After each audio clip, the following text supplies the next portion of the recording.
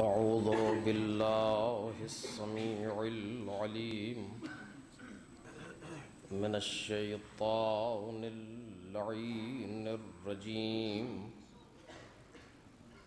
بسم الله الرحمن الرحيم.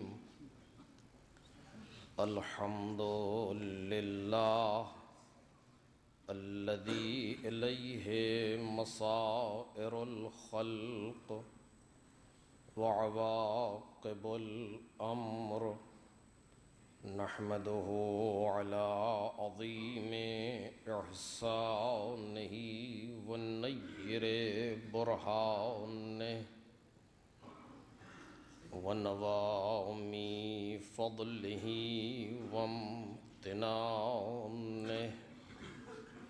حمدا يكون لحقه قضاء ولشكره أداء، وإلى ثوابه مقربا ولحسن مزيده موجبا. والصلاة والسلام والتحية والإكرام على أمينه وحبيبه وخيرته من خلقه وحافظ سره ومبلغ رسالاته، العبد المرتضى والنبي المجتبى والرسول المصطفى أبي القاسم محمد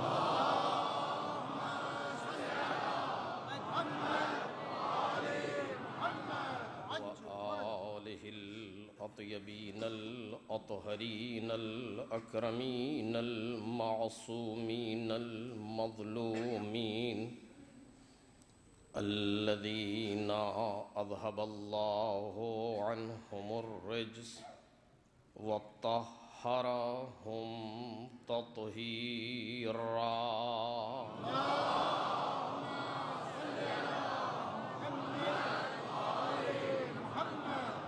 لا سيما ابن الزهراء بقية الله وآيته الكبرى، واللعنة الأبدية على أعدائهم أجمعين. أما بعد، فقد قال الله الكريم في الذكر الحكيم: وجعلناهم أئمة يهدون بأمرنا وأوحينا إليهم فعل الخيرات وإقام الصلاة وإيتاء الزكاة وكانوا لنا عابدين.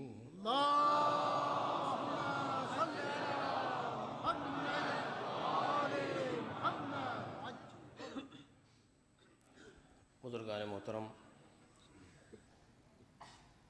اور برادران عزیز، سورہ مبارک انبیاء کی اس آیہ کریمہ کے سلسلے سے ہماری گفتگو ہو رہی ہے، جس میں خالق کائنات کا ارشاد ہے کہ ہم نے انہیں امام بنایا جو ہمارے امر سے ہدایت کرتے تھے، اور ہم نے ان کی طرف کار خیر کرنے، نمازوں کو قائم کرنے اور زکوٰۃ دینے کی وحی کی، اور یہ سب ہماری ہی عبادت کرنے والے تھے۔ جس موضوع کے ذیل میں ہماری گفتگو ہے وہ معرفت امام ہے، اور آیہ کریمہ میں جو امام کے صفات بیان کیے گئے ہیں، اسی آیت میں صرف اسی حد تک گفتگو ہو رہی ہے۔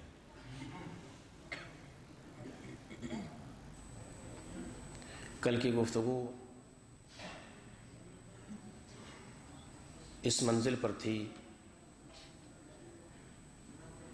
کہ ان کو پروردگار عالم نے امام بنایا ہے، یعنی وہ کائنات میں سب سے آگے ہیں۔ امام یعنی آگے رہنے والا، لیکن ہم کس حد تک انہیں امام مانتے ہیں، گفتگو اس لفظ پر تھی۔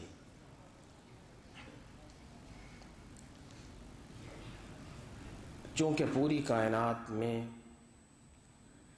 کسی مخلوق کو اس بات کا اختیار نہیں ہے کہ جو ان کے تقاضائے امامت کو پورا نہ کرے۔ کوئی مخلوق کائنات میں ایسی نہیں ہے کہ جو ان کے تقاضائے امامت کو پورا نہ کرے۔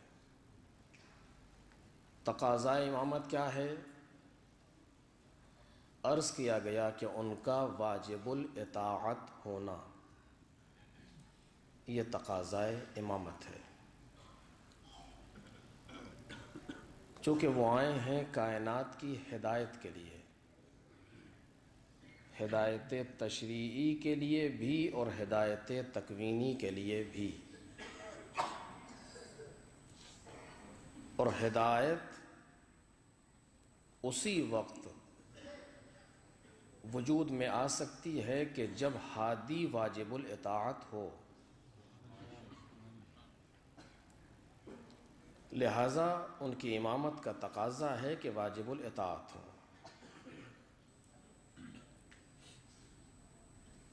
اور اس تقاضائے امامت کو کائنات کی ہر مخلوق پورا کر رہی ہے۔ کوئی مخلوق کائنات میں ایسی نہیں ہے کہ جو ان کے تقاضائے امامت کو پورا نہ کرے، یعنی اختیار نہیں ہے۔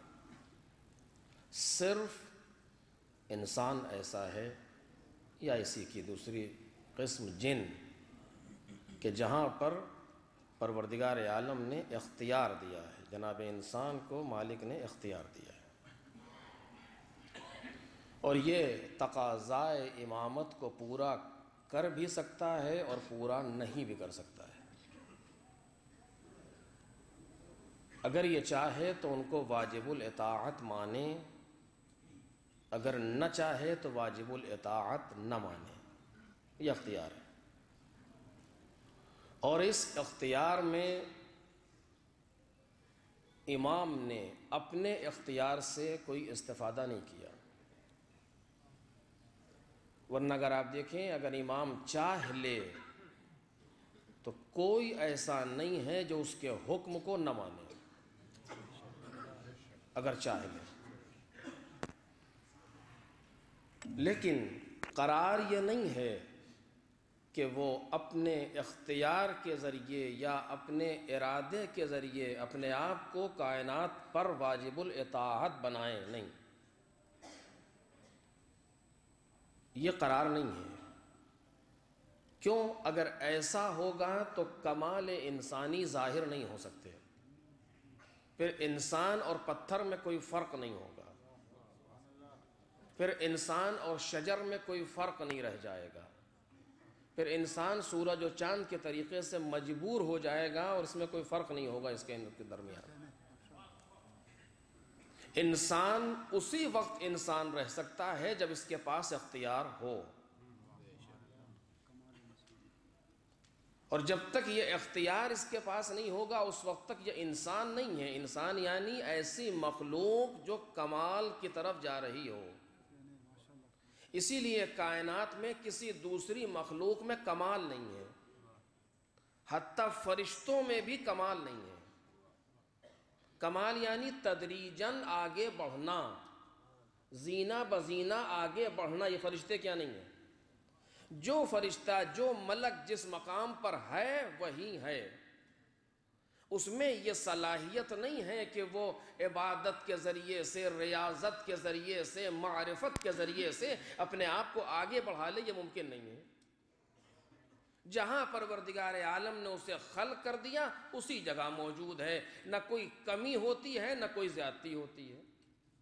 یہ آپ کے سامنے ہے کہ انہوں نے بھی کہا کہ لا علم لنا الا ما علمتنا، ہمارے پاس اس کے علاوہ کوئی علم نہیں ہے جتنا تو نے دے دیا. یعنی جو تو نے دے دیا وہ ہے، اس میں کوئی کمی نہیں ہوگی، لیکن اگر کمی نہیں ہوگی تو پھر زیادتی بھی نہیں ہوگی. لیکن یہ انسان کا کمال ہے کہ جتنا اسے دیا جاتا ہے یا اس میں زیادتی کر سکتا ہے یا اس میں اضافہ کر سکتا ہے. یہ کمال انسانی ہے، اور یہ اسی چیز کا نتیجہ ہے کہ انسان میں اختیار پایا جاتا ہے. دوسری کسی مخلوق میں اختیار نہیں پایا جاتا. اور یہ اپنے اختیار سے چاہے تو اپنے آپ کو آگے لے جائے یا سوء استفادہ کرے اور اپنا نقصان کرے. صرف ایک مخلوق ہے انسان جو امام کے واجب الاطاعت ہونے کو مانے یا نہ مانے. اور میں کہہ چکا کہ یہ امام نے اس اختیار کو چیلنج نہیں کیا انسان کے، ورنہ اگر وہ چاہ لیتے تو کوئی ایسا نہیں تھا کہ جو اطاعت نہ کرتا.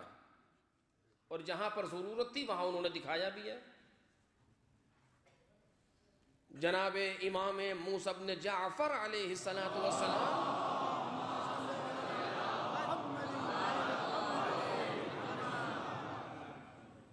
کو ہارون نے بلایا، رات کے وقت دربار میں طلب کیا. جو امام کے صحابی ہیں، جو امام کے ساتھی ہیں، وہ پریشان ہو رہا ہے کہ مولا اس وقت رات میں ہارون آپ کو بلا رہا ہے. گھبرا رہا ہے ساتھی. کہا پریشان نہیں ہے. کہا کیوں؟ کہا کچھ نہیں کر سکتا وہ. کہا رات کا وقت ہے، تنہائی میں ہے. اس نے کہا ہے کہ بہت غصے میں ہے ہارون. کہا دیکھو ایک جملہ پیغمبر نے کہا تھا اور ایک جملہ میں تم سے کہہ رہا ہوں. کہا کیا؟ کہا پیغمبر نے کہا تھا کہ اگر ابو جہل ہمارے سر سے ایک بال توڑ لے تو ہمیں نبی نہ کہنا،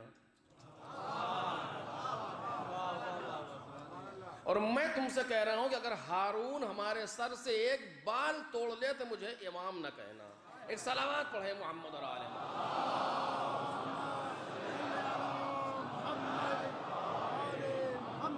مومنین آپ لوگ سے دستبستہ گزارش کر رہا ہوں، باہر بہت مومنین ہیں، جتنا آپ لوگ سمٹ سکتے ہیں برائے مہربانی سمٹ جائیے. ایک باواز بلند صلوات پڑھتے ہوئے جتنا آپ لوگ سمٹ سکتے ہیں برائے مہربانی سمٹ جائیے. آپ لوگ کے درمیان جو بھی جگہ ہے اس کو پلیز برائے مہربانی پر کر لیجیے.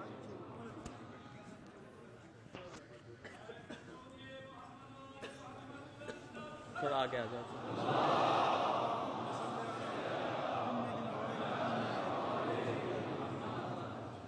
جتنا آگے آ سکتے ہیں پلیز آ جائیے.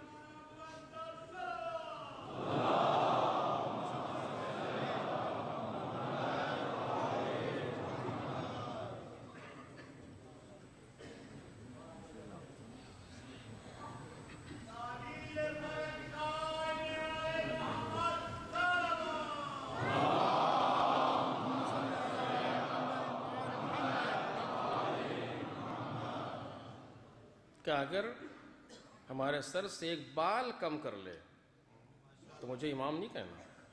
اس کا مطلب کیا ہے؟ اس کا مطلب یہ ہے کہ اگر ہم نہ چاہیں تو کوئی کچھ نہیں کر سکتا کائنات کے اندر، لیکن ہم نے یہ چاہا ہے کہ وہ ظلم کریں.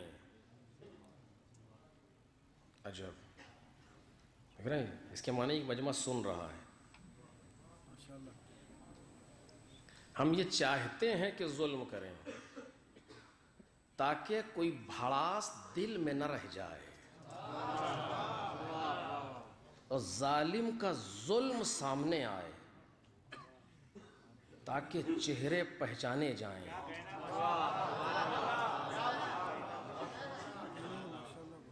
تاکہ معلوم تو ہو کہ کون کیا ہے. میرے عزیزو، یہ بحث طولانی بحث، اس کو چھیڑنا نہیں چاہتا. امام اس کائنات میں ہدایت کے لیے آتا ہے. اور یہ میں نے پہلے بھی کہا تھا کہ ایک دوسری بحث ہے مولائے کائنات سے لے کر کے 11ویں امام تک جو سلسلہ ہمارے سامنے موجود ہے. تاریخ میں ایک مسلسل سیرت ہے مولائے کائنات سے امام عسکری تک. ایک مسلسل سیرت ہے، کڑی سے کڑی جڑتی چلی جا رہی ہے. کام کیا ہے؟ پیغمبر کی 23 سالہ زندگی کو واضح کرنا، اور اس 23 سالہ زندگی کو اس طریقے سے واضح کرنا کہ جب تک دنیا چل رہی ہے کوئی زندگی کا گوشہ خالی نہ رہ جائے، کوئی زندگی کا گوشہ خالی نہ رہ جائے۔ اور آج ہمارے سامنے امام کی سیرت اس طریقے سے موجود ہے، امام کے اقوال اس طریقے سے موجود ہیں کہ ہماری زندگی کا کوئی گوشہ خالی نہیں ہے۔ توجہ کیجئے، میں نے اس سے پہلے بھی شاید جملہ کہا ہو، کوئی گوشہ ہماری زندگی کا خالی نہیں ہے۔ فضاؤں میں اڑ رہے ہو اس کا جواب بھی موجود ہے، سمندر کی تہ میں اتر رہے ہو اس کا جواب بھی ہمارے پاس موجود ہے۔ جہاں پر انسان ہے اس کے لیے جو زندگی کی ضرورت ہے اس کا جواب موجود ہے۔ دلیل کیا ہے؟ دلیل یہ ہے کہ آپ اٹھا کر کے دیکھیں، جو توضیح المسائل موجود ہے ہمارے سامنے، جہاں مسائل کے جواب دیے جا رہے ہیں، جو فقہی کتابیں ہمارے سامنے موجود ہیں، کوئی زندگی کا ایسا گوشہ نہیں ہے جس کا جواب وہاں موجود نہ ہو۔ دنیا ترقی کرتے کرتے آگے بڑھتی چلی جا رہی ہے، جو مسئلہ سامنے آتا ہے ہمارا فقیہ اس کا جواب دیتا ہے۔ نہ کبھی یہ کہتا ہے کہ سوچیں گے، نہ کبھی یہ کہتا ہے کہ پوچھیں گے، نہ کبھی یہ کہتا ہے کہ مشورہ کریں گے۔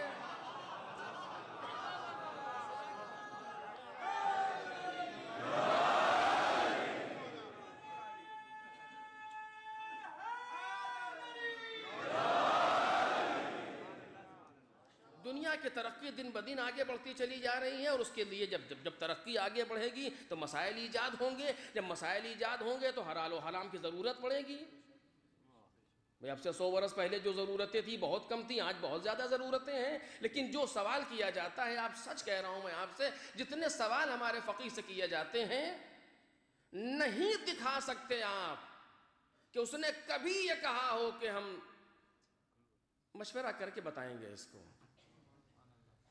کوئی شورا بنائیں گے پھر بتائیں گے،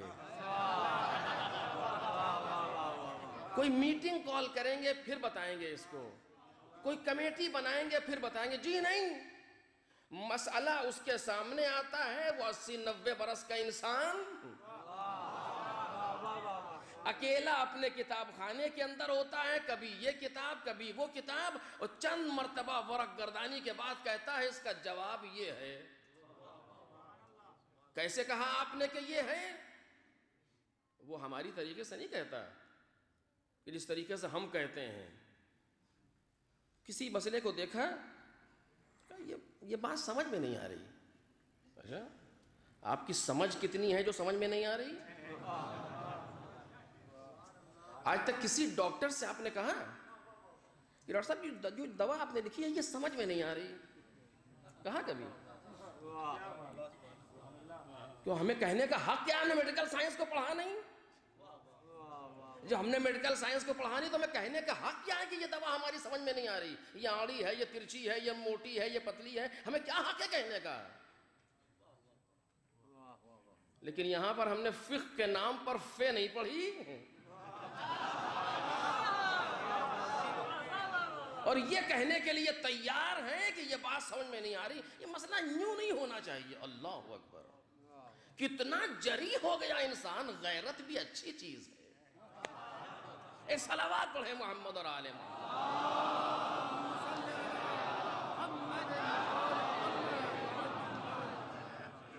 یہ جتنے اعتراض کرنے والے ہیں ایک دن کلاس میں بیٹھ جائیں نام بھول جائیں گے اپنا، ایک دن فقہ کے کلاس میں کہ ہوتا کیا ہے۔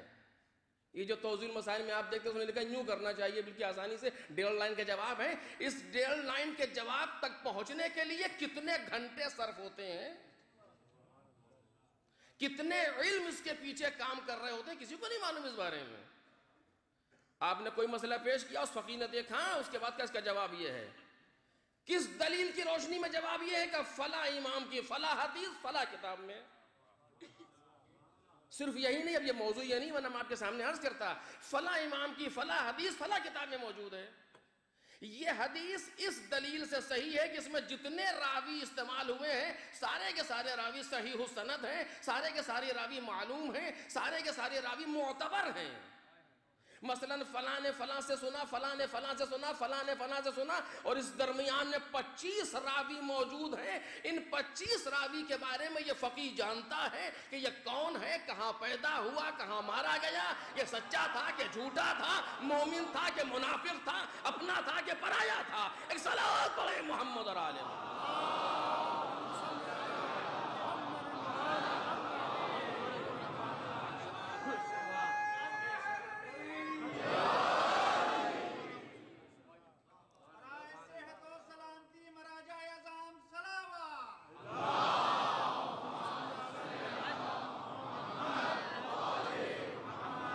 دیکھ رہے ہیں آپ، یہ بالکل ظاہری بات آپ کے سامنے کر رہا ہوں، ورنہ مسائل کتنے پیچیدہ ہیں وہ بھول جائیے کہ کیا ہے اس کے اندر.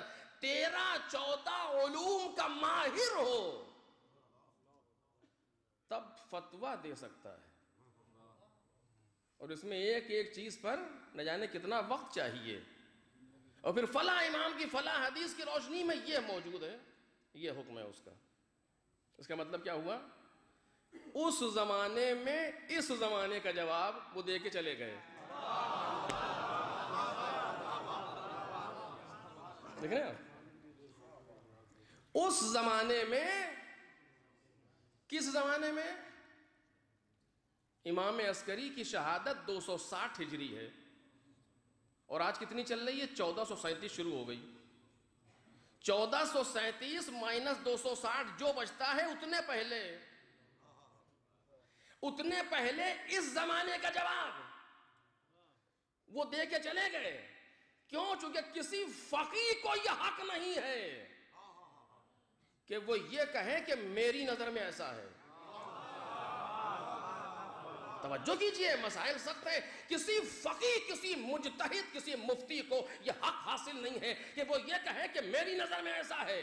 اگر کہہ دیا تو ٹھکانہ جہنم ہے. ایک فتویٰ کوئی اپنی مرضی سے دے دے، اس کا ٹھکانہ جہنم ہے، شوخی نہیں ہے. ایک فتویٰ کوئی اپنی ہوائے نفس کے تحت دے دے، اس کا ٹھکانہ جہنم ہے. وہ کیا کہتا ہے؟ فلاں آیت کی روشنی میں، فلاں روایت کی روشنی میں، فلاں حدیث کی روشنی میں، فلاں قاعدے کی روشنی میں. اس کا جواب یہ ہے، اس کا مطلب یہ ہوا کہ 1000 برس پہلے، ایک صدی پہلے نہیں، 10 صدی پہلے، کتنے برس پہلے وہ ان چیزوں کا جواب دے گئے جو بعد میں آنے والی ہیں، اور ابھی ظہور نہ جانے کب ہوگا. توجہ کیجئے. جبکہ ہماری آرزو یہ ہے کہ ہر سال، یہ سال امام کے ظہور کا سال ہو، نہیں آنے والا جمعہ امام کے ظہور کا جمعہ ہو. دنیا ظلم و جور سے بھر چکی ہے، چاروں طرف تشدد و ستم پایا جاتا ہے. وہ آنے والا جلدی آ جائے تاکہ ظلم و جور کا خاتمہ ہو جائے، عدل و انصاف سے کائنات بھر جائے. یہ ہماری آرزو ہے، لیکن نہ جانے وہ کب آئے گا. وہ جب بھی آئے، دنیا مسئلے سے خالی نہیں ہو سکتی اور جواب سے خالی نہیں ہوگی. جتنا کہہ دیا ہے امام باقر نے، جتنا کہہ دیا امام صادق نے، کتنی ترقی آگے بڑھ جائے ان کا جواب موجود ہے. اب پہچانا امام سب سے آگے ہوتا.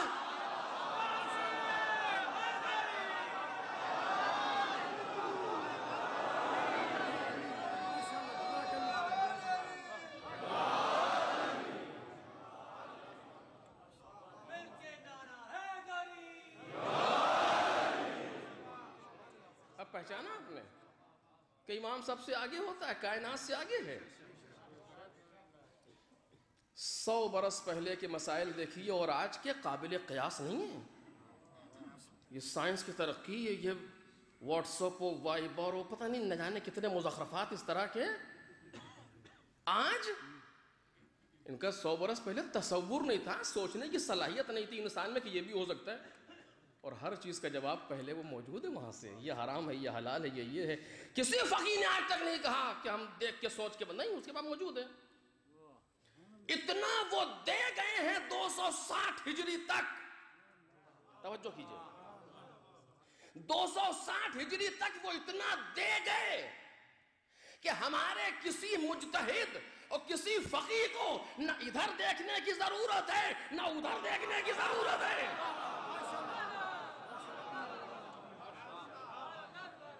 وہ کسی طرف نظر نہیں کرتا، اس کے سامنے اتنا اثاثہ موجود ہے کہ وہ اسی کی روشنی میں فتویٰ دے دیا کرتا ہے. بلا وجہ ان کی مخالفت نہیں ہو رہی.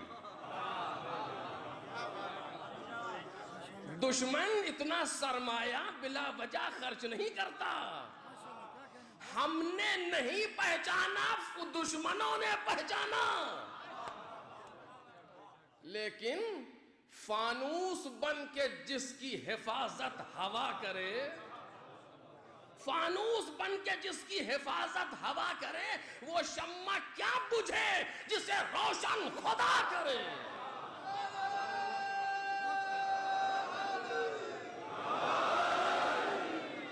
اور اب آپ بات آئی ہے تو سن لیجئے عزیزو کہ جب امام عسکری کی حدیث ہے علیہ الصلوۃ والسلام،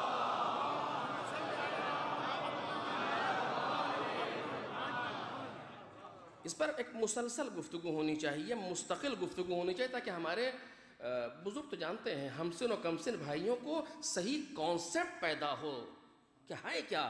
نہ جانے کتنے ہمارے دین کے ایسے مسئلے ہیں کہ اصل مجھ جیسا جاہل بھی صحیح تصور نہیں کر پایا اس کا اب تک، کہ صحیح چاہتا کیا ہے دین. ہماری نہیں سمجھ میں آیا. ابھی بہت سی باتیں اس طرح کی ہیں، میں آپ سے سچ کہہ رہا ہوں. جو دین کا لائق ہے، عمل ہے، اتنا سنہرا ہے، اتنا عالی ہے، لیکن ہم تک پہنچ نہیں پا رہا.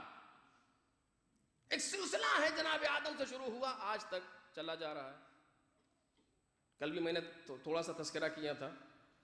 ہر آنے والا نبی اپنے بعد آنے والے نبی کی بشارت دیتا ہے. ہر آنے والا نبی اپنے پہلے آنے والے نبی کی تصدیق کرتا ہے. یعنی اس کے دو کام ہیں، ہر نبی کے دو کام ہیں. پہلے والے کی تصدیق، بعد والے کی بشارت، تاکہ پتہ چلے کہ نہ ہم اس سے الگ ہیں اور نہ بعد میں آنے والا ہم سے الگ ہوگا. سلسلہ کمال کی طرف بڑھ رہا ہے. کبھی وقت ہوگا تو عرض کروں گا آپ کے سامنے.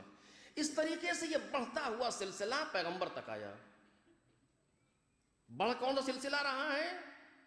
خدا کو شوق نہیں ہے ایک کے بعد دوسرا نبی بھیجنے کے لیے. اب سوچے کبھی کیوں ہوا یہ سب؟ جناب آدم سے آج تک یہ کیوں ہوا سلسلہ پورا؟ ایک کے بعد ایک کے بعد ایک کے بعد ایک آ رہا. کیوں آ رہا ہے؟ اور پھر تلک الرسول فضلنا بعضهم علی بعض، بعض کو بعض پر فضیلت ہے. دیکھیے بعض اوقات ایسا ہوتا ہے کہ جب نور دیا جاتا ہے کسی انسان کی، اگر آنکھ آپریشن ہوا ہو یا اس کو آنکھ ملی ہو، کچھ ایسا ہو، تو ہائی پاور نور اس کے اوپر سامنے نہیں لاتے.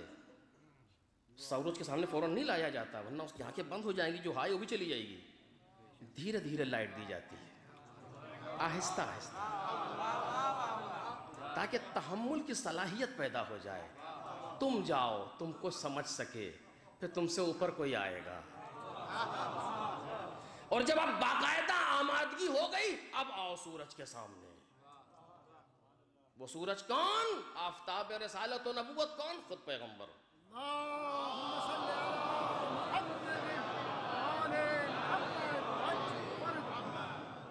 پیغمبر آ گئے کائنات میں. اب کوئی نہیں آئے گا، کوئی نبی نہیں آئے گا. کیوں نہیں آئے گا؟ چونکہ کام پورا ہو گیا. میں نے اس سے پہلے اس کی مثال دی ہے، اب نہیں دوں گا. کام پورا ہو گیا. اب اس کے بعد امام آنا شروع ہوئے. فرق کیا ہے دونوں میں؟ یہ بھی کوئی اور.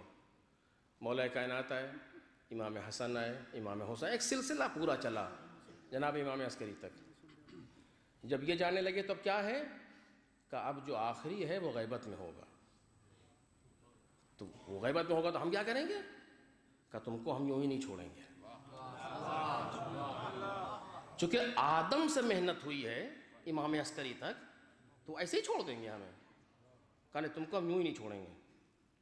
کہ مولا پھر کیا کریں؟ کہ دیکھو حدیث امام سے، امام 11ویں امام سے ہے کہ دیکھو، من کانا من الفقہاء سائنا لنفسہ حافظا لدینہ مخالفا علی ہوا مطیعا لامر مولا فللعوام ان یقلدوا. فقیہوں میں سے جو، اس کا مطلب کیا ہوا؟ دیکھیے امام کا فقرہ، میں بہت رک کے عرض کر رہا ہوں، اب امام کا فقرہ ہے. میں نے اس سے پہلے بھی کہا ہے کہ جب کوئی آیت یا روایت ہو تو انسان کو ٹھہرنا چاہیے. کہ ایک ایک لفظ میں اتنے معانی ہیں کہ میں کیا عرض کروں آپ سے. من کانا من الفقہاء، فقہاء میں سے جو، اس کا مطلب یہ ہے کہ سب ایسے نہیں ہوں گے،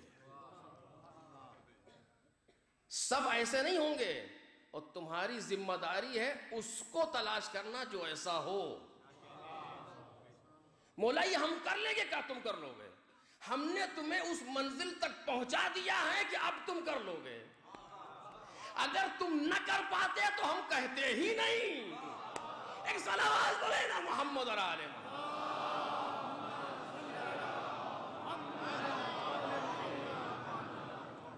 اگر تم اپنے ہوائے نفس کو کنارے رکھو گے تو یہ کر لو گے، یہ کر لو گے.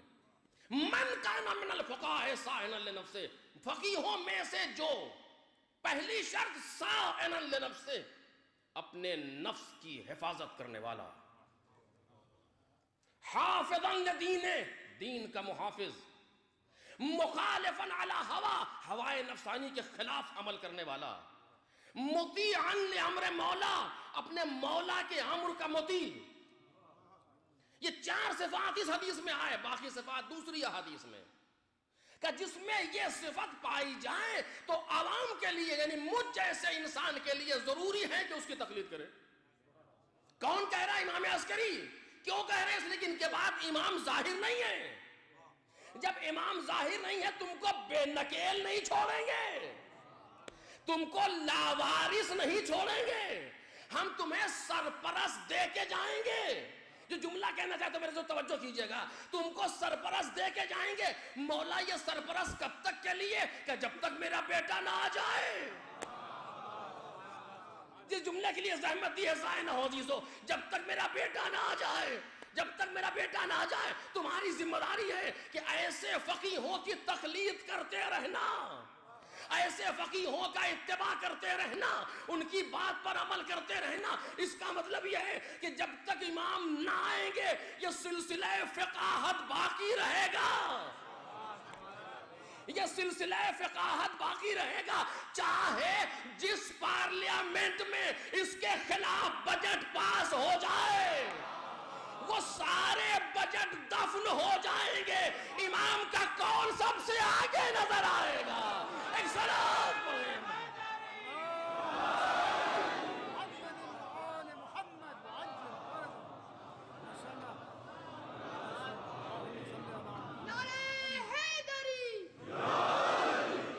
ایک صلوات پڑھیں بآواز بلند پر محمد اور آل محمد.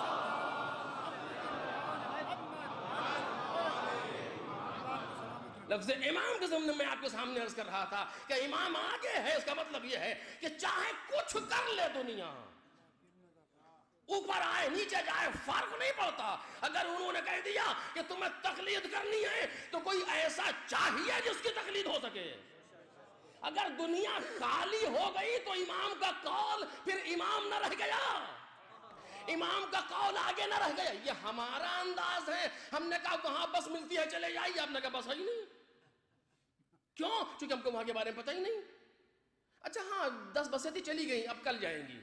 یہ ہم کر سکتے ہیں، لیکن اگر امام کہہ رہا ہے یہ کرو، وہ سب کچھ دیکھ کے کہہ رہا ہے کہ کائنات میں کیا ہوگا، کتنے خبیث اٹھیں گے، کتنی مخالفت کریں گے، کتنا سرمایہ خرچ ہوگا، کیا کیا کیا جائے گا. کہ تم اس سے نہ گھبرانا، اگر ہم نے کہہ دیا کہ رہے گا تو رہے گا.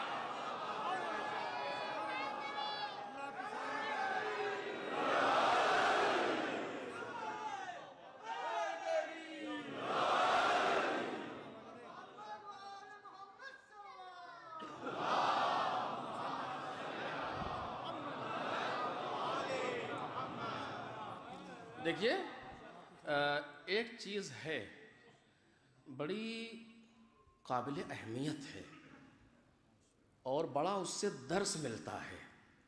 پتہ ہے کیا ہے؟ اسے کہتے ہیں حسد. بڑی اہمیت ہے اسی کائنات میں. اسے کہتے ہیں حسد. حسد کے معنی کیا ہیں؟ 2 چیزیں ہیں. ایک ہے حسد، ایک ہے غبطہ. اس کو رشک کہتے ہیں. حاسد وہ ہوتا ہے جو یہ چاہتا ہے کہ میرے پاس تو نہیں ہے، اس کے پاس بھی نہ رہ جائے. جو رش کرتا ہے وہ سوچتا ہے میرے پاس تو نہیں ہے، اس کے پاس ہے، کاش ہم بھی وہاں پہنچ جائیں. یہ صفت اچھی ہے چونکہ اس میں ترقی کی علامتیں پائی جاتی ہیں. اس میں ترقی کی علامتیں بھی ہے، رمق باقی ہے کہ یہ آگے بڑھ جائے اس کو رش کرتے ہوئے کہ یہ وہاں موجود ہے، ہم یہاں کیوں ہیں، چلو آگے چلو، کاش پہنچ جائے، وہاں تک پہنچ جائے گا، ممکن ہے آگے بھی نکل جائے. لیکن حاسد جو ہوتا ہے یہ اتنا خبیث ہوتا ہے، ملعون، کہ یہ کہتا ہے میرے پاس تو ہے ہی نہیں، اس کے پاس بھی نہ رہ جائے، اور پھر اپنے بڑھانے کی نہیں اس کے گھٹانے کی کوشش کرتا ہے. قرآن کہتا ہے پیغمبر جو ہم نے آپ کو نعمتیں دی ہیں کیا یہ لوگ آپ سے حسد کرتے ہیں؟ ہم یحسدون، یہ حسد کرتے ہیں آپ سے. اچھا جتنی نعمتیں ہیں سب من جانب اللہ ہیں، اور حاسد اللہ کی دی ہوئی نعمت سے ٹکراتا ہے. خدا کہتا ہے تو صحیح جو تیری ناک نہ رگڑوں. آج جو یہ چاروں طرف سے یلغار ہے ہماری فقاہت پر، آج جو چاروں طرف سے یلغار ہے ہمارے مراجع کرام پر، ہم کو معلوم ہے کیا ہے، یہ کچھ نہیں ہے، صرف حسد ہے، صرف حسد ہے. بات نہیں معلوم کہاں سے یہاں تک آئی، صرف حسد ہے. کیوں؟ اس لیے کہ کسی کے پاس ہے ہی نہیں.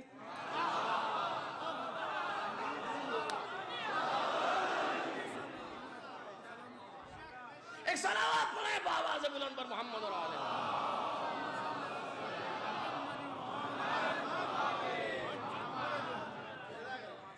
مشکل یہی ہے کہ کسی کے پاس ہے ہی نہیں. اب جب نہیں ہے اپنے پاس تو دوسروں کے دیکھے بھی نہیں جا رہے. رشک اس لیے نہیں ہے کہ مایوسی ہے. کیسے عرض کروں آپ کے سامنے عزیزو، آپ صاحب نظر ہیں. رشک اس لیے نہیں ہے کہ مایوسی ہے. مایوسی کیوں ہے؟ اگر تخت ہوتا تو چھین لیتے، اگر تاج ہوتا تو چھین لیتے، اگر حکومت ہوتی تو لے لیتے، اگر کوئی عہدہ ہوتا تو لے لیتے. یہ مسئلہ ہے علم کا.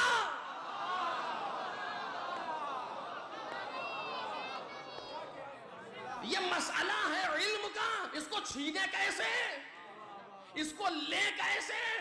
اور جب علم کا مسئلہ آئے گا تو پھر اب علم تو ہے نہیں. اب جب باب علم سے پھرو گے تو نتیجہ کیا؟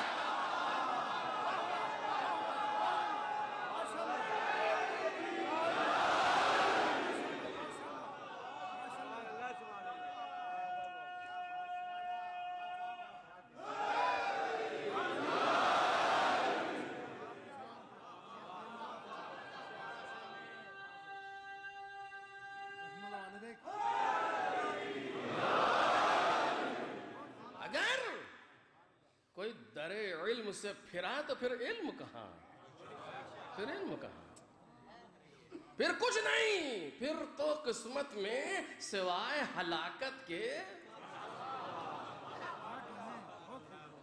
علم کہاں. جب باب علم سے پھر گیا کوئی، یہاں علم ہے، چھین تو سکتے نہیں، لے تو سکتے نہیں، کیا کریں؟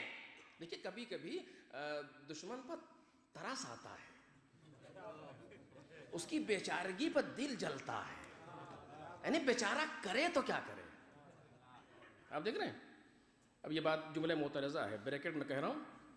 آج یورپ میں یہی ہو رہا ہے اور ہم کو ان کی بیچارگی پہ بڑا رحم آتا ہے. کبھی کبھی اگر نہ بولیں تو یہ تیزی سے آگے بڑھ رہے ہیں، بول دیں تو اور تیز آگے بڑھتے ہیں. ہے کہ نہیں ہے یہ؟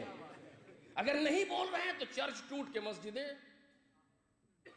دوسری چیزیں ٹوٹ کر کے حسینیاں، یہ ہو رہا ہے. یہاں تک کہ رئیس جمہور کے گھر تک پہنچ گیا اسلام، یہ ہو رہا ہے. اگر نہ بولیں تو یہ بڑھتے چلے جا رہے ہیں، اور جب بولتے ہیں تو جو سویا تھا وہ بھی جاگ جاتا ہے. یہ عجیب مصیبت ہے دوران بین المحظورین کہ نہ ادھر سے کچھ کر پاتا ہے نہ ادھر سے کچھ کر پاتا ہے. اور جتنا آگے بڑھتا جاتا ہے اتنا ہمارا مذہب اور واضح ہوتا جاتا ہے دنیا کے سامنے. ایک زمانہ تھا، میں اس کو بہت ہی بند لفظوں میں کہہ رہا ہوں اگر آپ محسوس کر سکے، ایک زمانہ تھا جب 40 حسینی کو توڑنے کے لیے ساری سازشیں کی گئیں. میں کیا کروں کہ بہت چیزیں کہہ نہیں پا رہا ہوں آپ کے سامنے. ساری سازشیں کی گئیں، غیروں نے بھی کی، اپنوں نے بھی کی، انجانے طور پر ان کی پالیسی کو فالو کیا. 40 حسینی کو توڑنے کے لیے، یہاں مجمع کو کم کرنے کے لیے نہ جانے کیا کیا کیا گیا. یہاں چلو وہاں چلو، ساری سازشیں سامنے آئیں. نتیجہ کیا نکلا؟ دشمن پہلے سے دیکھ رہا تھا. 14 سیکنڈ کی ایک کلپ، 14 سیکنڈ کی ایک کلپ کسی ٹیلی ویژن نے نشر کر دی. اس کو دیکھ کر کے ایک انسان نے کہا یہ کون لوگ ہیں، کہاں جا رہے ہیں؟ بس یہی سوال ہی تو ایجاد کرنا ہے. 14 سیکنڈ کی ایک کلپ کو نشر کیا گیا. کربلا روز 40 جو لوگ پیدل جاتے ہیں نجف سے کربلا کی طرف، اس منظر کو 14 سیکنڈ کے کلپ نے نقل کیا. اس کو دیکھ کر کے ذہن میں سوال ہوا یہ کون ہے اور کہاں جا رہے ہیں. بس جب تحقیق شروع ہوئی تو پھر جہاں یہ جا رہے ہیں وہیں ہم بھی.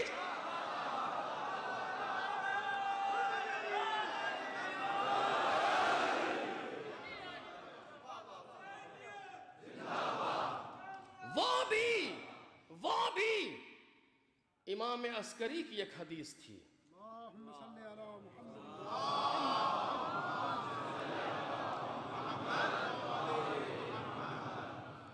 بعض چیزیں کہنے کی ضرورت نہیں ہے. کون زندہ ہے کون مردہ ہے دنیا خود ہی دیکھ رہی ہے.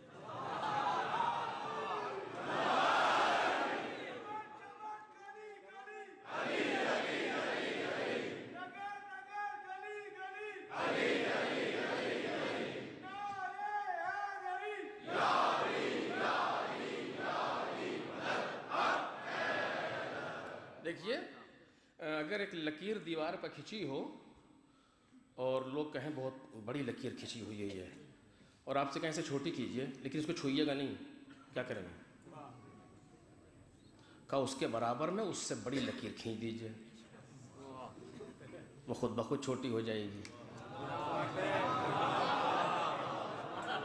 اگر آپ نے اس کو مٹایا تو جس نے کھینچی ہے وہ اپوز کرے گا، نام سامنے آئے گا، مشکل پیدا ہوگی، اس کا وہ نام آئے گا. اگر آپ نے اس نے بڑی لکیر کھینچ دی، کچھ بڑی لکیر خود بخود ختم ہو جائے گی. آج نہ جانے کتنے دشمن اسی لیے زندہ ہیں، ہم زندہ رکھے ہوئے ہیں. اگر ہم نے صرف دشمنوں کو ہٹا کر کے صرف اہل بیت کا ذکر کیا ہوتا، آپ یقین جانیں کائنات میں دوسرا نام نہیں ہوتا.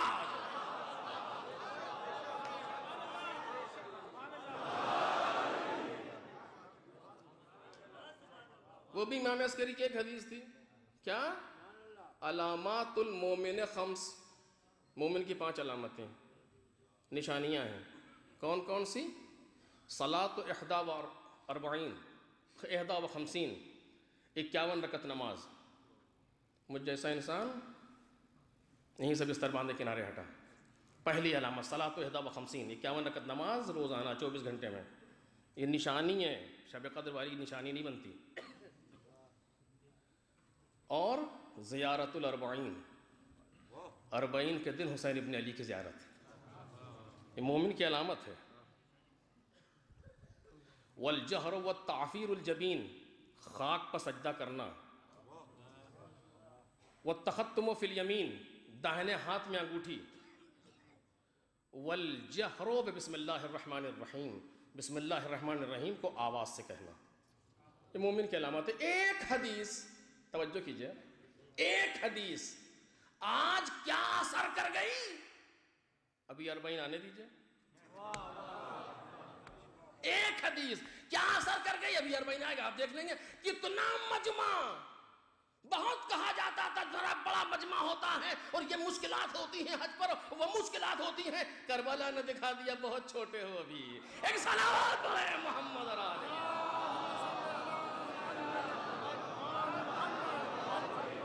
ایک حدیث اثر اتنا ہے کہ اس ایک حدیث کے نتیجے میں لوگ 14 منٹ کی کلپ دیکھ کر کے مذہب اختیار کر رہے ہیں. اسی امام عسکری کی ایک حدیث کہ من کان من الفقهاء صائنا لنفسه وحافظا لدینه ومخالفا على هواه مطیعا لامر مولا فللعوام ان يقلدوا، عوام کے لیے ضروری ہے کہ اس کی تقلید کریں۔ اس کے معنی یہ ہے جب امام نے کہہ دیا تو رہے گا، چونکہ امام آگے ہے، کائنات پیچھے ہے، اپنی ساری ترقیاں، اپنے سارے علوم، اپنا سب کچھ لیے ہوئے پیچھے ہے، امام سب سے آگے ہے۔ جب وہ کہہ رہا ہے یوں تو ہوگا، دنیا چاہے جتنا حسد کرتی رہے، وہ اپنے پاس تو ہے نہیں، ان کے پاس بھی نہ رہ جائے، لیکن نہ رہ جائے کیسے؟ تم لاکھ صرف کرتے رہو، تم لاکھ کوششیں کرتے رہو، امام عسکری کا جملہ ان کی حفاظت کرتا رہے گا۔ جب اس نے کہہ دیا کہ ہوں گے تو رہیں گے، ایک صلوات پڑھ دے محمد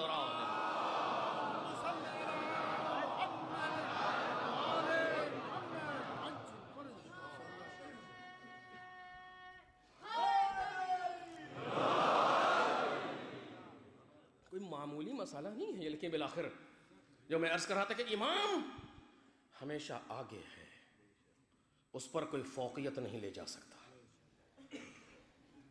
امام کے جملے، امام کی نظر ایسا نہیں ہے کہ امام اپنے زمانے تک دیکھتا ہے، نہیں، امام آخر زمانہ تک دیکھتا ہے۔ آج جو لفظ زبان پر جاری ہو رہی ہے یہ آخر زمانہ تک دیکھ رہی ہے۔ لیکن میں عرض کر رہا تھا پورا سلسلہ ہے مولا کائنات سے امام عسکری تک۔ زندگی میں جتنے رخ آنے والے ہیں وہ سب یہاں بیان کیے گئے۔ کسی کو مولا کائنات نے بیان کیا، کسی رخ کو امام حسن نے بیان کیا، کسی رخ کو امام حسین نے بیان کیا۔ سب کی اپنی اپنی ذمہ داری ہے اور اپنے اپنے طریقے سے وہ نقوش زندگی انسانوں کے حوالے کیے جا رہے ہیں۔ اور جب جانے لگے تو کہا اتنا چھوڑ کے جا رہا ہوں تمہیں کسی طرف نہیں دیکھنا ہوگا، کیونکہ امام ہے اور امام آخر وقت تک دیکھ رہا ہے، جہاں تک آنے والا ہے۔ جو بھی کائنات میں رونما ہوگا وہ امام کے سامنے ہے۔ ما کان وما یکون وما ہوا کائن کو ایک ساتھ دیکھنے والے کو امام کہا جاتا ہے۔ ان سے کوئی چیز مخفی نہیں ہوا کرتی، ساری کائنات ان کے سامنے۔ یہ ایک مسئلہ، لیکن دوسرا مسئلہ جسے میں 2 دن سے بیان کرنا چاہ رہا ہوں، نہیں پہنچ پا رہا ہوں، وہ یہ کہ ہم انہیں امام سمجھیں۔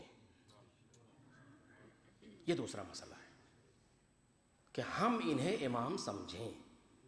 یہ تو امام ہیں، میں ثابت کر رہا ہوں آپ کے سامنے بار بار، اور میں اپنے لیے کہہ رہا ہوں کہ میں انہیں امام سمجھوں۔ کیا مطلب امام سمجھیں؟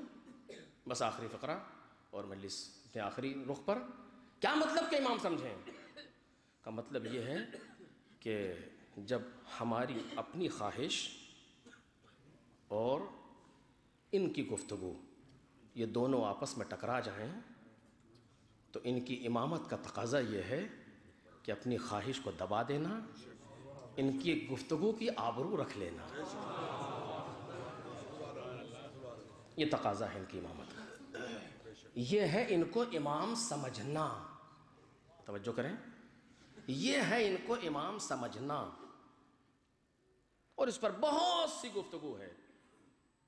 اور میں صرف ایک حدیث آگے ذہن میں آپ کے سامنے عرض کروں، حدیث قدسی، بہت جلدی سے۔ حدیث قدسی کس سے کہتے ہیں؟ جو کلام خدا ہو مگر قرآن میں نہیں، قرآن کے علاوہ جو کلام خدا ہے وہ حدیث قدسی ہے۔ پروردگار عالم نے مختلف قسمیں، بعزتی و جلالی و ارتفاع مکانی و علوی فی مکانی و عظمتی و بہائی، 6 قسمیں کھائیں پروردگار عالم نے، 5 نتیجے دیے ہیں آخر میں، درمیان میں ایک بات کہی ہے۔ خود یہ حدیث کئی گفتگو کا موضوع ہے۔ 5 نتیجے دیے، جو ایسا کرے گا یہ چیزیں سامنے آئیں گی۔ جعلت الغنا فی ہمے، جعلت الغنا فی نفسے، اس کو نفس کے اعتبار سے غنی کر دوں گا۔ وہ ہمہ فی آخرتے، اس کا ہم و غم آخرت قرار دوں گا۔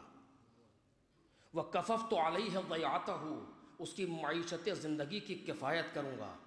وہ ضمنت السماوات والارض رزقہ، زمین اور آسمان کو اس کے رزق کا ضامن قرار دوں گا۔ وَكُنْتُ وَرَاءَ تِجَارَةِ كُلِّ تاجر، اس کی ہر تجارت کرنے والے تاجر کے پیچھے میں خود ہوں گا۔ کون کہہ رہا ہے؟ خدا۔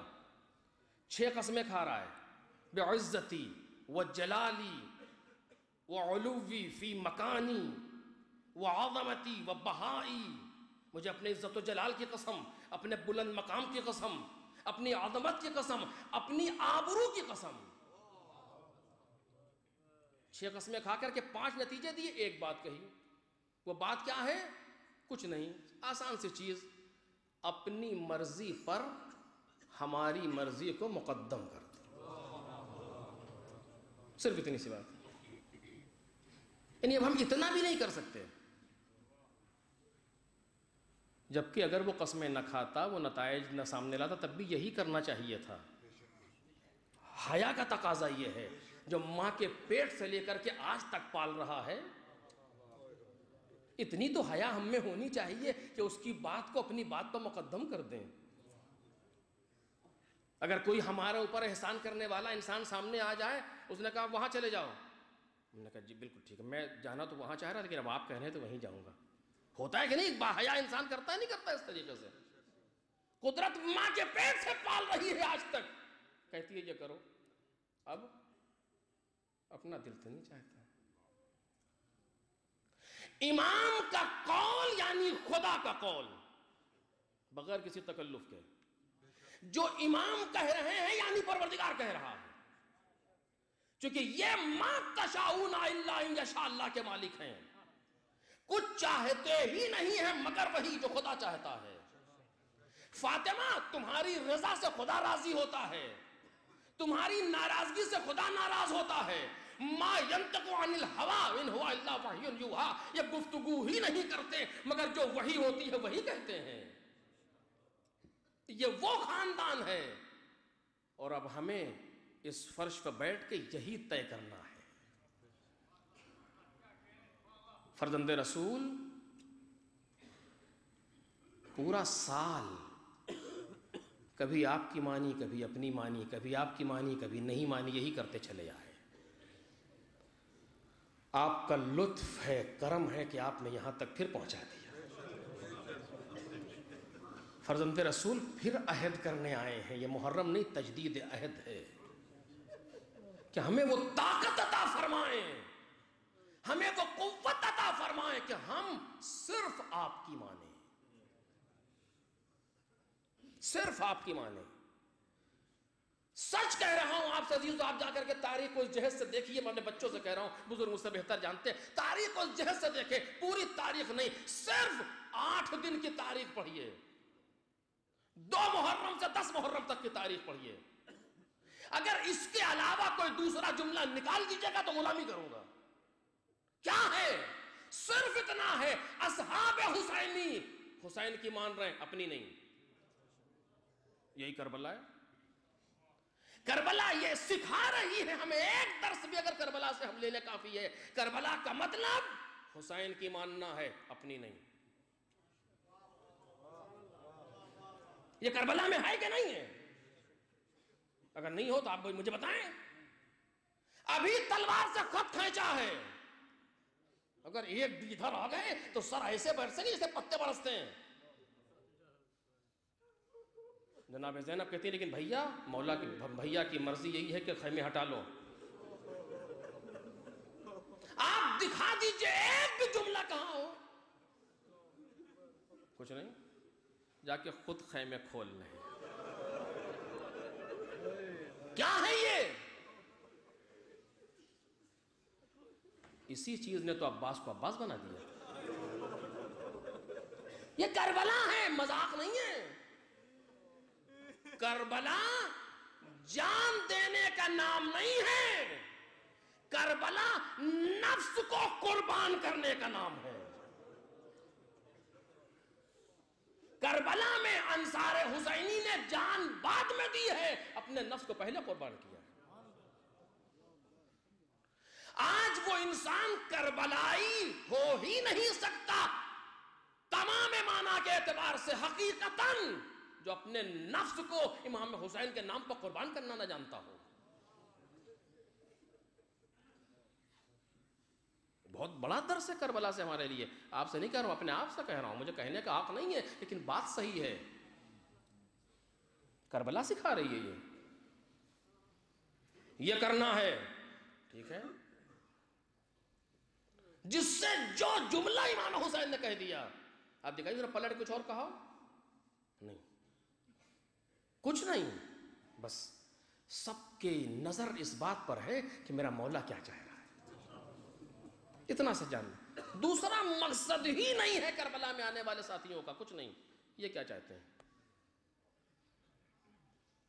اسی چیز کو کہا گیا مردد نہیں ہے کربلا میں کوئی، ارتد الناس الا ثلاثہ، ارتد الناس الا سبعہ، ارتد الناس الا واحدہ، پیغمبر کے بعد لوگ مرتد ہو گئے، 7 کے علاوہ، 3 کے علاوہ، 1 کے علاوہ، احادیث موجود ہیں، مرتد سے مراد کافر نہیں، ارتداد، تردید، کیا کریں کیا کریں، کیونکہ حالات ایسے ہیں، آج بیٹھ کر کے حالات کا تجزیہ کرنا بڑا آسان ہے، اپنے آپ کو علی کے زمانے میں لے جائیے بہت مشکل ہے، ایک انسان کے بارے میں جہاں کوئی تردید نہیں ہے جس کے دل میں، استاد کے بقول کرو کون؟ کمبر، کمبر کون ہے؟ غلام ہے، آزاد نہیں ہے جو سوچے کیا کرنا ہے، غلام ہے، غلام کو سوچنا ہی نہیں ہے کہ کیا کرنا ہے، تلوار کے قبضے پر ہاتھ ہے، مولا کے چہرے پر نظر ہے،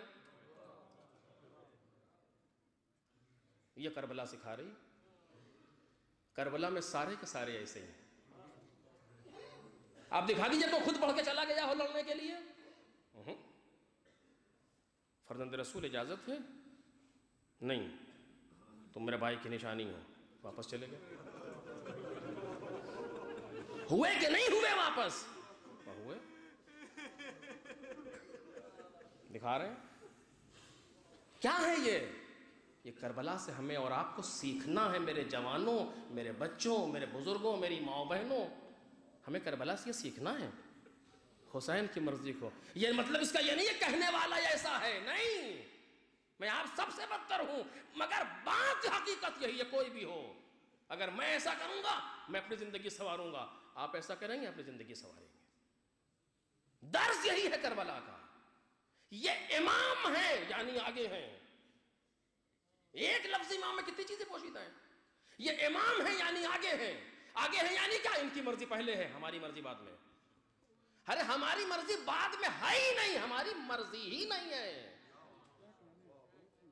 اس منزل پر ہمیں اپنے آپ کو پہنچانا ہے، ہمارا ٹارگٹ یہ ہونا چاہیے، ہمارے بچوں، ہمارے جوانوں، ٹارگٹ یہ ہونا چاہیے، اس جگہ پہنچ جاؤ جہاں اپنی مرضی ختم ہو جائے، اس نفس سے، اس خبیث نفس سے میں نکل جائے، وہ آ جائے، اور جتنی زیادہ اس کی ہم پریکٹس کرتے چلے جائیں گے اتنا زیادہ مقام بلند ہوتا چلا جائے گا، کربلا میں سب نے جان دی ہے مگر سب ایک جیسے نہیں ہیں، مقام جناب عباس کو کوئی شہید چھو نہیں پا رہا، وجہ کیا ہے؟ عباس اس منزل پر بہت آگے ہے کہ عباس کی زندگی میں بچا ہی نہیں، وہاں صرف آقا آیا ہے، بس ختم ہو گئی گفتگو، شب عاشور آئی، امام کہتے ہیں عباس اگر ان لوگوں کو ایک رات کے لیے منصرف کر سکتے ہو تو کرو، آج جنگ نہ ہو، انہیں منصرف کرو، ایک رات کا موقع مل جائے، واللہ یعلم، خدا جانتا ہے، انی لأحب الصلاة وتلاوت القرآن، کہ میں نماز کو دوست رکھتا ہوں، نماز سے محبت کرتا ہوں اور تلاوت قرآن سے محبت کرتا ہوں، رات تمام ہوئی، جنگ نہیں ہوئی 9 کو، صبح عاشور سے پہلے ابھی حسین مصلے سے تعقیبات پڑھ کے اٹھنے نہ پائے تھے کہ تیروں نے استقبال کیا، اصحاب حسینی نے صفیں لگا دی اپنی، خبردار کوئی تیر خیمے تک نہ پہنچ جائے، مولا کا آدھے سے زیادہ لشکر مارا گیا،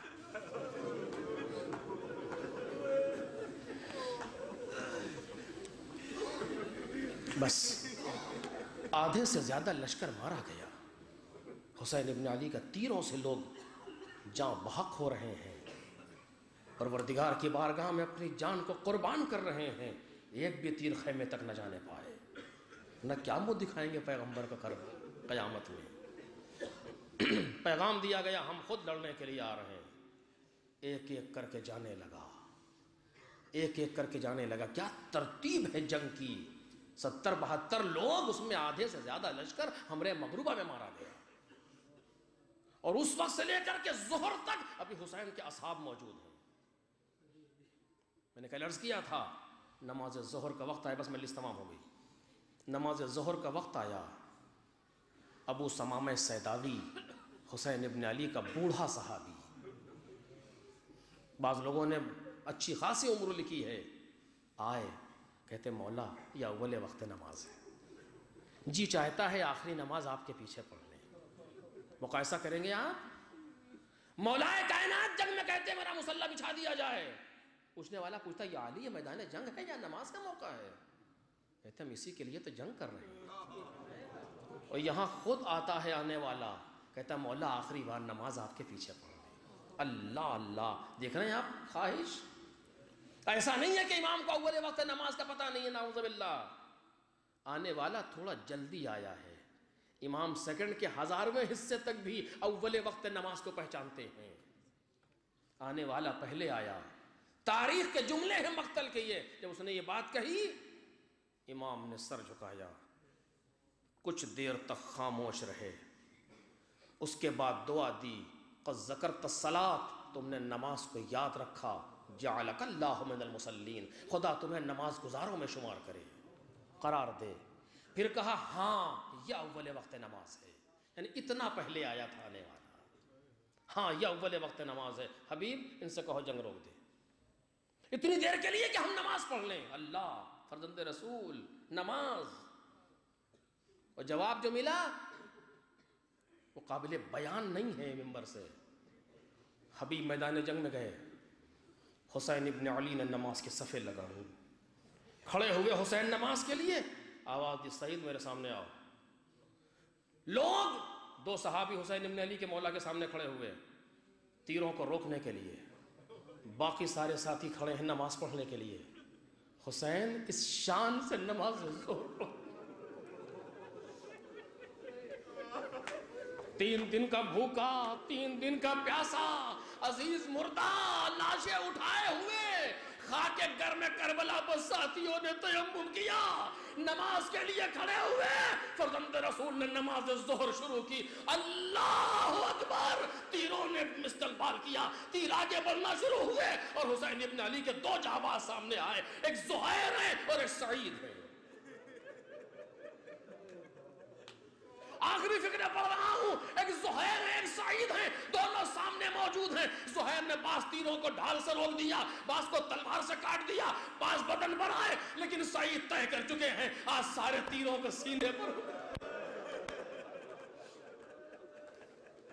آج سارے تیروں اللہ رے قربانی کا جذبہ، اللہ رے حسین سے محبت۔ اے تیروں، اگر تم نے مولا کو ہدف بنایا ہے، جب تک میں کھڑا ہوں نہیں جا سکتے، میرا سینہ چھلنی ہو جائے، لیکن فرزند رسول پر آج نہیں آئے۔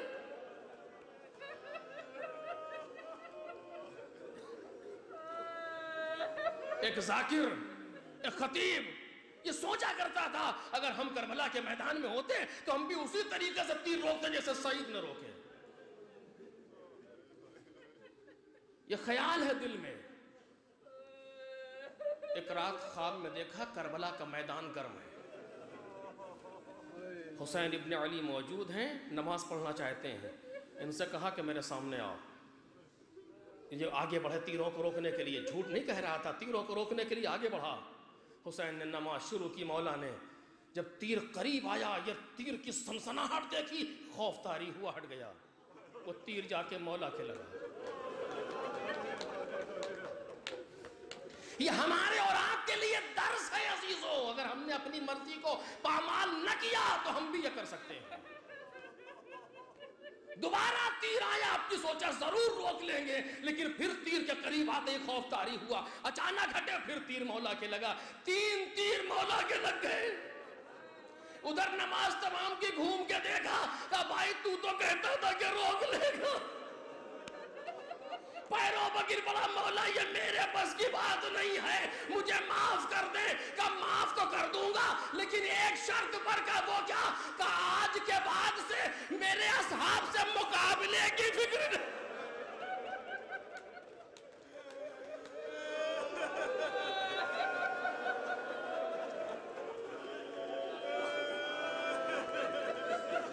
میرے اصحاب سے مقابلے کی فکر نہ پیدا کرنا۔ سعید سامنے کھڑے ہیں، حسین ابن علی کے طرف تیر آ رہے، ایک بھی تیر مولا کے نہ لگ سکا، سارے تیروں کو روک لیا۔ سعید کے پسلیاں ٹوٹنے کی آواز آ رہی ہے لیکن کوئی طاقت نہیں ہے جو سعید کو سامنے سے ہٹا دے۔ ادھر مولا نے کہا السلام علیکم ورحمت اللہ، ادھر سعید تورا کے زمین پر گرے، تورا کے زمین پر گرے۔ اب تو دیکھا گیا 17 تیر سعید کے سینے میں بے وس تھے۔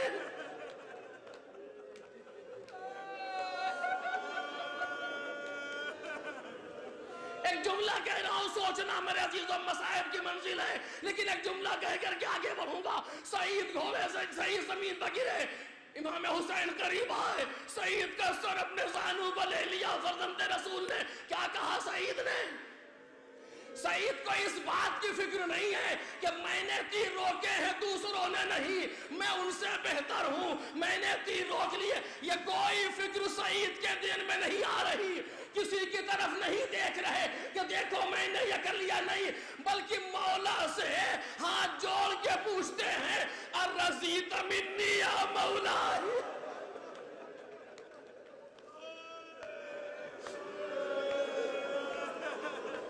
ہاتھ جوڑ کے پوچھتے ہیں الرضیت منی یا مولا، اے میرے مولا کیا آپ ہم سے راضی ہو گئے؟ اے سعید اتنی بڑی قربانی کے بعد بھی رضا کی تمنا ہے کہ اپنی کسی قربانی کو بڑا نہ سمجھ لینا، حسین بہت بڑا ہے، اگر قبول کر لے تو شکر کرنا۔ آؤ ہر مجلس کے بعد پوچھے اے کربلا میں سونے والے راضی ہو گئے، ہر نوحے کے بعد پوچھے اے فرزند رسول کیا راضی ہوئے، ہر ماتم کے بعد پوچھے اے فرزند رسول کیا راضی ہوئے۔ مولا نے کہا سعید میں بھی راضی، میرا پروردگار بھی راضی، تم ہم سے آگے آگے جنت میں جا رہے ہو۔ مقتل خاموش ہو گیا۔ ایک جملہ کہوں گا، اے سعید تم نے نماز ظہر تو پڑھوا دی، ایک بھی تیر نہ لگا۔ ارے عصر کا ہنگام،